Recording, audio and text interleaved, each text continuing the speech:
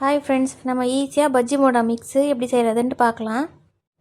இந்த ரம்ஜான் டைமில் நம்ம பஜ்ஜி போண்டா போடுறதுக்கு ஈஸியாக இருக்கும். இந்த ரம்ஜான் மந்த்துக்காக நான் ப்ரிப்ரேஷனுக்காக ஜீரா பவுடர் அரைச்சிருந்தேன். அந்த ஜார்லேயே இப்போ பஜ்ஜி போண்டா மிக்ஸ் அரைக்கலாம். 2 கப்பு கடலை மாவு போட்டுக்கிறேன். அதுக்கப்புறம் 1/2 கப்பு அரிசி மாவு, 1 டீஸ்பூன். நீங்கள் முழுசாக அரைக்க போகிறீங்கன்னா ஜீரா போட்டுக்கோங்க. நான் ஆல்ரெடி அரைச்ச பவுடர் இருக்கிறனால அதுக்கு மேலேயே நான் இது போட்டுக்கிறேன்.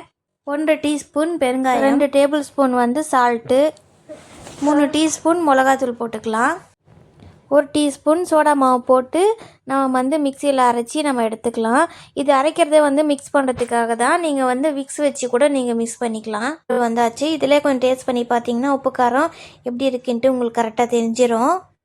அவ்வளோதான், ஈஸியாக பஜ்ஜி போண்டா மிக்ஸ் ரெடி பண்ணியாச்சு. இதில் உருளைக்கிழங்கு, நீங்கள் வாழைக்காய், ஆனியன் எந்த பஜ்ஜி வேணாலும் போடலாம்.